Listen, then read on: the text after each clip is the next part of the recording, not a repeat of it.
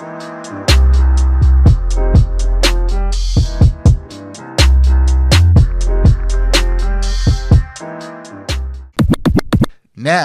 the question I have for you is, if you're where the Rockets are after this, where do you go?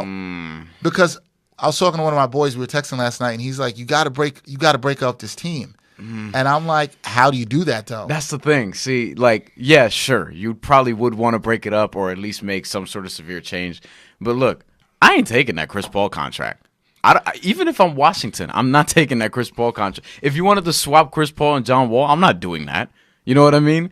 If I'm Houston, you kind of have to go after it again. You kind of have to fortify your bench and hope that you can find a couple diamonds in the rough and go after it again, surrounded by, a team surrounded by James Harden. But, like, I don't know what you can do when James Harden, interestingly enough, I don't know if you saw what he said post-game, but he was like, they asked him, what do you think? And he said, I know what I need to do. Yeah. No, he said, I know what we need to do. I think he was talking, like, from the team's perspective. And then he obviously didn't say what. Then they asked him what he needs to do, and he said, I'm going to keep that to myself. Yeah, it was very cryptic. So I'm like, somebody's getting out of there. I don't know if it's Clint Capella or something like that, but hey, maybe they're going after somebody that we don't know about. But Clint Capella's a good player. He can't play against the Warriors. That's the problem. I don't think first of all, he did not have a good playoff series against the Warriors because because the Warriors did the smart thing and they went to the death lineup to start, and he can't play against that lineup. He cannot play. They need a better big down there, is what I probably think. The big problem with that is Clint Capella is pretty good, and he's going to be pretty good against most other lineups. But for the most part, he's a defensive stopper and a rim runner, which is fine. That's good against most other lineups. Yeah. Except for Golden State, you can take you off the floor with that. But like if you switch it, right?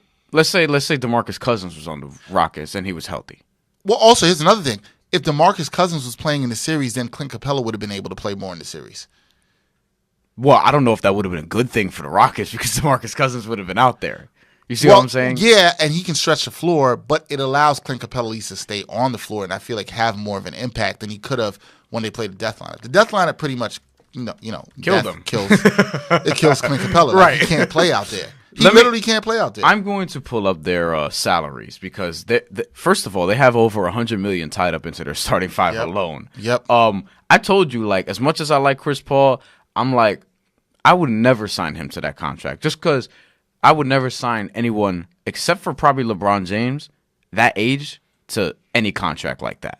That's 4 years and, I don't know, 160-ish million or something like that. You got 3 years left on that deal. And he's 35. And I look, like, I'm not doing that. Chris Paul is one of my favorite players of all time. I love him. I think he's gutsy. I think his playoff criticisms, I think this is where people need to shut up on that. He showed up last night. Don't give me anything about Chris Paul didn't show up. He showed up all through last year's playoff series before he got hurt. He was huge. That's what I was going to say, but just for some reason we have this thing where, like, look at the way even LeBron James is perceived now. Like, guys get hurt, and then it's like, oh, they're like susceptible to more criticism because of that, and I don't like that.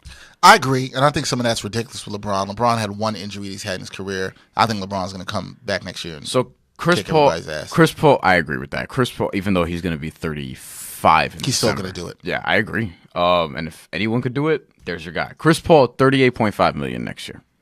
And 41.4 the year after, and 44 the year after that. Well, which is a player option. And look, he's opting in. Yeah, at 37, 38ish. But then after that, he's gonna be 37, and somebody's gonna pay you $40 million. He's not gonna say no. Come on, he's gonna say no to that. Come on, what other sport? Come on, man. James Harden will make 38 next year, and interestingly enough, he apparently only made 30.5 million this year. Damn, so that's a big spike up. Then from there, you got Clint Capella signed till 2023. Eric Gordon has another year left, and Iman Shumpert's a free agent. PJ Tucker's got a couple years left.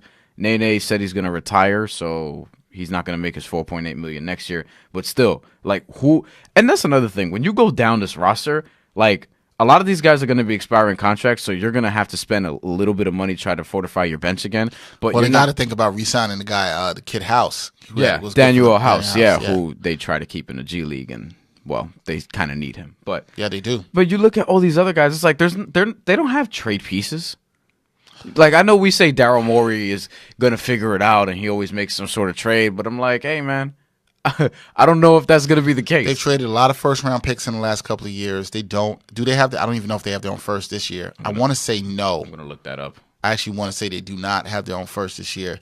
There's not a lot of ways you can improve that team. Now, maybe you could trade Clint Capella to somebody who would want him. That has to be the guy because you're not trading Chris Paul. And you're going to say that we're going to go because one thing you did see from the Rockets though in this series, if I'm going to say there's some light at the end of the tunnel, when they played small against the Warriors, they didn't look bad. I don't know if they have their own pick. I don't think they have a pick. I don't think they do. So it looks like that pick is in Cleveland. They in the Alec Burks, Nick Stauskas, Wade Baldwin trade. Oh, fantastic trade. Brandon Knight, Marquise Chris, and that was first round pick from Houston went to Cleveland. What'd they get back in it? A second round pick? Yeah, I think so. That was just more of a dump. Yeah. They were trying to get on the Because they were trying to get rid of Brandon Knight. And get on the luxury tax. Yeah. That's what that move was about. Yeah. So, yeah. And I do remember they had Marquise Chris, who I thought would be better. That's unfortunate. Their second round pick is actually with the Knicks, which is interesting. From the Pablo Prigioni, Alexi Shved deal. Oh, one of the all-time deals. Oh, great. Nets assistant coach Pablo Prigioni, by the way. Yeah. I don't know where Alexi That was. Shved I mean, is. Pablo had good years for the Knicks, so that was not a bad trade. Right. So, I mean, you got a second round pick? wait, was that? Yeah, and that was when the Knicks dumped Pablo Prigioni and Shved to the. Yeah, they traded him to the Rockets. Yeah. They got Shved. Wasn't Shved all right for like 8 games or something like that? Okay, a lot of people have been all right for the Knicks for 8 games. I've seen that before. Jeremy Lin. Well, he's a little more than that. But I know. We've seen a lot of people being all right for the Knicks for 8 games. Well, the Rockets do have their first round pick from 2020. Okay. So there's that. Look, it's just there's not a lot in the cupboard right now. There's not a lot for them. They don't have a lot in the cupboard. I don't know. That's not even an attractive first round pick, so it's like There's not a lot. I don't know. And they're not trading James Harden, obviously. You know what I mean? You can get a king's ransom for that dude, probably. You could, but you're not going to trade your best player who's 29. Yeah, especially when it's like, look, especially if you're looking at it from their perspective. If you're the front office, you're like, yo, we're still close. Like, we're still close. We just, again, got to find some diamonds in the rough, try to get really creative in free agency, maybe try to bring some gem from overseas, to sign a mid-level. I don't know. They have to figure out what they're going to do. And, maybe they acquire a draft pick and try to nail somebody late, and maybe he can contribute right away. I have no idea. But they got to do something. And it's going to be interesting all season for them. But let's keep it real, though. They're not winning a championship with this group. I just don't see it. I don't see it either. And I don't even know if they're going to get to the finals. And while Golden State is going to sort of regress a little bit when Kevin Durant leaves as expected and as anticipated, other teams are going to get better. And all these teams in the East, none of them are really going away. That's the other thing, except Boston.